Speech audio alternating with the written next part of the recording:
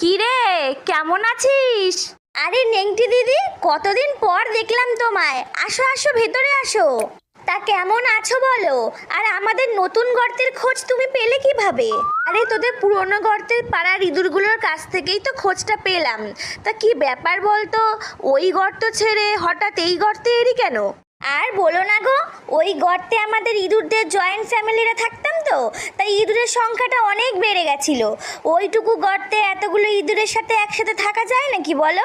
তারপর মানুষগুলো বাবারে গর্তের সামনে ফাঁদ পেতে রাখতো, খাবারের সঙ্গে বিষ মিশিয়ে দিত। মেয়ে নিয়ে ওখানে থাকাটা কি সেফ বলো?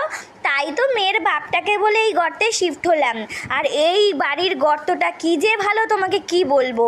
প্রতিদিন এত খাবার আনে, এত খাবার আনে যে মুখে করে টেনে নিয়ে আসাই যায় না। বাবা, তা তুমি বসো, একটু সবজির খোসা নিয়ে আসি তোমার জন্য। আরে না না, কিছু খাবো না রে। ধুর,